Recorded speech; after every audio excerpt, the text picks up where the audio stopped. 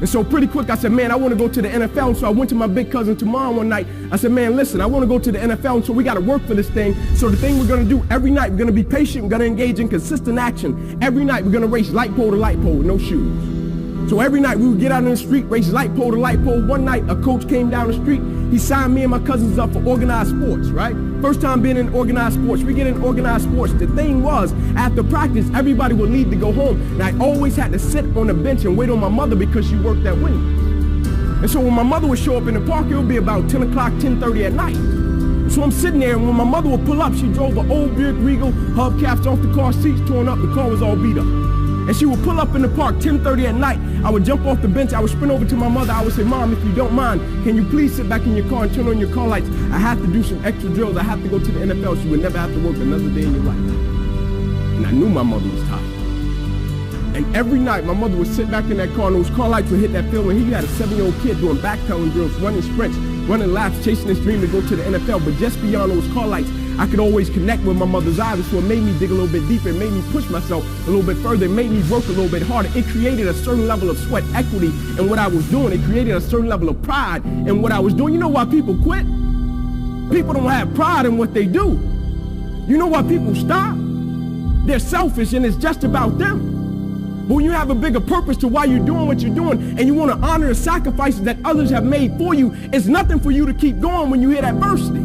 If every decision and choice you make is just about you, at a certain point you're going to hit something that's a lot tougher than you, and it's going to make you quit because you don't have a driving force for why you do what you do.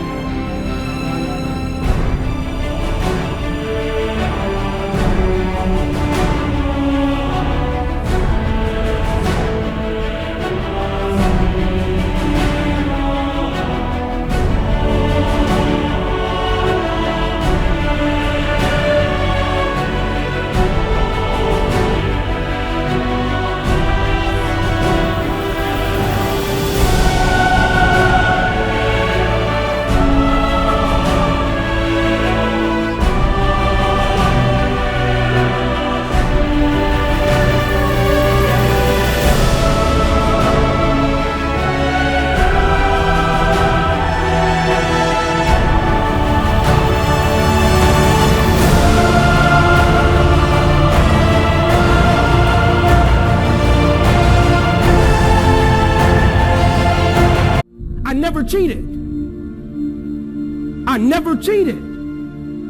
Like my conscience still until this day won't let me, like I can't cheat. I can't look myself in the mirror and say, Ink, you did a good job knowing that I cheated. I can't cheat. One of the greatest pieces of advice that my mother gave me was this: son, whenever you start, you make sure you finish it. And the problem with the world today, people get involved with things, and if they don't like a certain person, if they don't like the process, if it's not what they thought it was, they quit. And what they don't understand about quitting becomes a habit that doesn't just affect you. Later on in life, when you get a wife and you get some kids or you get a family, it's going to come back to haunt you, and it will one day affect them. That is why I tell you the process is more important than the product. It's not even about the outcome for me. It's about, can you take pride in what you do as an individual, and every night when you look in the mirror, knowing that you gave everything you had to it. And we have to get to the point where we're willing to impose our will on certain things. Impose your will on it. My life totally changed. And they gave me an opportunity to stop. And most people, when you give them an opportunity to stop while they're chasing something, they take advantage of it because they feel as if, man, why did this have to happen to me? I felt as if, why not me? This is the perfect opportunity to use this to be a blessing to somebody else. And you know what? It's not even about me to be truthful. It's not even about me. Now it's about repaying the people that invested in me and saw something in me when I couldn't see it in myself. At a certain point in life, it can't just be about you. And the moment that we understand that, and every day we wake up, we understand that life is a blessing and life is a gift. And if you were to check out today, how would you want to be remembered? It's bigger than you.